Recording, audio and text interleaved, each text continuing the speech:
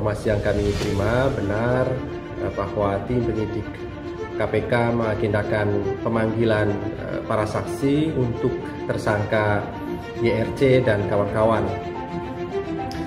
Di antaranya adalah saksi Anies Baswedan, Gubernur DKI Jakarta, dan juga Prasetyo Edi Marsudi, Ketua DPRD DKI Jakarta. Jangan hanya Anies memposisikan diri sebagai sinterklas, bebas dari sentuhan hukum. Ini bahaya. Ini kan bukan uangnya mbahnya Anies atau leluhurnya Anies atau nenek moyangnya Anies. Ini uang rakyat Jakarta. Sahabat Indonesia, ini banyak keanehan. Jujur saya menunggu Anies Baswedan memakai rompi oranye KPK karena terlalu banyak yang saya sebutkan tadi. Terlalu banyak yang seharusnya ada pintu masuk dari penegak hukum untuk menyeret Anies ke ranah hukum. Kenapa? Saya rakyat Jakarta, saya berhak bersuara. Ada beberapa keanehan-keanehan yang ada pembiaran-pembiaran. Saya hanya berharap satu hal, bahwa KPK benar-benar murni fokus pada penegakan hukum dan menegakkan kebenaran, bukan menegakkan kepentingan. Jangan sampai ini menjadi persepsi publik yang sangat jeblok terhadap aparat penegak hukum. Ini kan terang benderang. Kok tidak ada realisasi sama sekali? Ada apa dengan KPK? Ada apa dengan aparat penegak hukum yang lain? Ada apa dengan BPK, BPKP? Kenapa begitu mudah dan membiarkan uang itu dihambur-hambur begitu? Beras dibiarkan membusuk di DKI, Anies terlibat. Mana fungsi KPK? Mana peran KPK? Yang menurut saya selama ini melakukan pembiaran terhadap Gubernur DKI Jakarta. Melakukan pembiaran terhadap kinerja Pemprov DKI Jakarta. Bukan hanya persoalan ini, persoalan getah-getih, pekerjaan yang tidak ada artinya, biayanya begitu besar, batu bronjong, pekerjaan-pekerjaan yang bernilai lelucon, tapi biayanya, anggarannya luar biasa. Kenapa perilaku korupsi ini bisa tumbuh subur sejak di era Soeharto? Apakah memang banyak orang yang sudah terlahir sebagai mental koruptor? Ataukah mental koruptor ini sudah tumbuh bahkan sebelum era Soeharto, era company gitu, dan apakah ini harus dipelihara terus? Dan slogan-slogan pemberantasan korupsi sampai saat ini masih sekedar slogan semata. Dulu banyak yang berkampanye tentang pemberantasan korupsi sampai-sampai berkata katakan tidak padahal korupsi. Lahirnya KPK yang diharapkan sebagai lembaga yang bisa menggerus korupsi, ternyata sampai saat ini tindakan korupsi masih tetap ramai. Dan sebagian para koruptor yang ketahuan itu masih tetap tersenyum seperti tak ada kesalahan yang dilakukannya. Tindakan korupsi ini telah melahirkan berbagai studi analisis. Ini demi bisa menemukan solusi agar korupsi tidak lagi menjadi kebiasaan di negeri ini. Namun bagi koruptor, studi analisis itu sepertinya untuk dijadikan masukan agar bisa dengan mudah lolos dari jeratan hukum.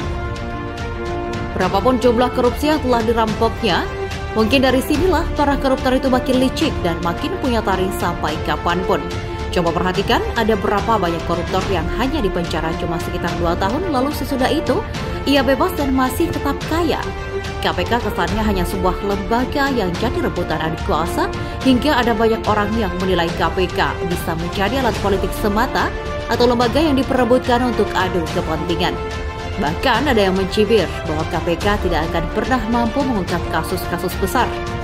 Dan ketika ada dugaan korupsi di DKI yang diduga melibatkan Anies karena sebagai gubernur DKI saat itu, KPK pun seperti mengalami kebuntuan.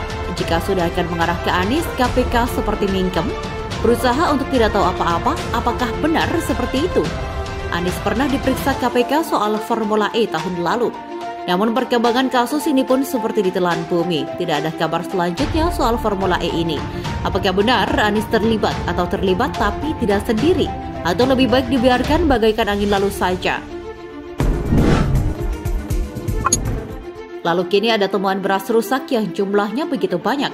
Kabarnya beras itu tersimpan di gudang sewaan yang berlokasi di kawasan Pulau Gadung.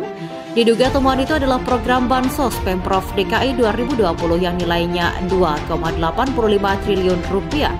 Kabarnya ini adalah hasil audit forensik Ernst & Young yang belum dibuka ke publik. Jika memang ini benar adanya, bukankah KPK sudah bisa berkoordinasi dengan hasil temuan ini kan? Namun kabarnya KPK menunggu laporan. Apakah lagi-lagi ini ada kaitannya dengan kepentingan politik lagi? Padahal kalau sudah ada temuan ini bisa langsung segera investigasi. Cukup simpel. Jadi pertanyaan mendasarnya adalah apakah KPK adalah lembaga yang benar-benar untuk memberantas korupsi atau hanya sekedar nama saja? Ketika ada kecurigaan yang seharusnya diteliti, apakah KPK masih harus mengambang? Apakah ini sikap kehati-hatian? Padahal kalau diinvestigasi malah lebih jelas dan menghilangkan keraguan dan dugaan-dugaan. Tahun 2020 COVID sangat memukul banyak sektor. Dan karena itulah pemerintah menggelontorkan bantuan langsung ke masyarakat. Namun tentu tidak mudah mengkoordinasikan hal ini, terlebih lagi di DKI.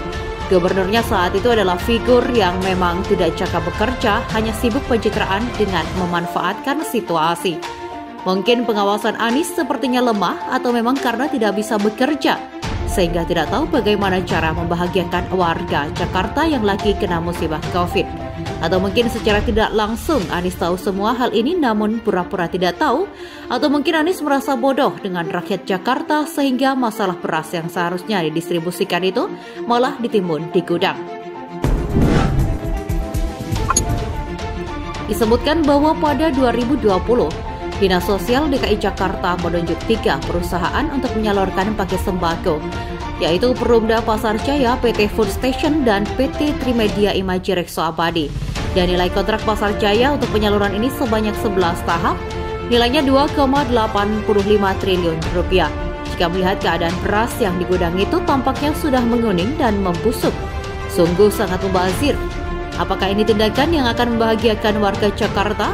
Sebagaimana slogan kampanye Anies dulu, maju kotanya bahagia warganya. Jelas saja tindakan mubazir itu adalah tindakan iblis terlaknat, bahkan lebih laknat dari iblis.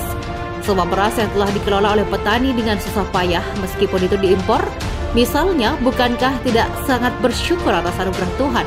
Dan karena terjadi penimbunan beras itu akhirnya pun rusak tak layak dikonsumsi. Padahal waktu COVID ada begitu banyak warga yang kelaparan. Sekarang siapa lagi yang akan mengkonsumsi barang rusak begitu? Paling cuma bakteri dan virus-virus lainnya. Apakah kadrun pendukung Anies mau memakan beras yang rusak itu? Beras itu tidak akan rusak jika segera disalurkan saat itu. Bila tak disalurkan berarti ada siasat yang mencurigakan. Apakah kelicikan orang-orang bawahan Anies di Pemprov DKI masa itu? Ataukah memang Anies sengaja membiarkan hal ini? Nah, bagaimana kasus ini ke depannya? Apakah akan tenggelam dan kasusnya tidak perlu dibahas lagi? Kalau ini yang terjadi, maka sudahlah, pesimis sudah jadinya. KPK memang bukanlah lembaga yang bisa diandalkan untuk menangani korupsi. Hanya lembaga yang menampung pejabat tertentu saja agar tidak nganggur gitu. Kira-kira begitu ya.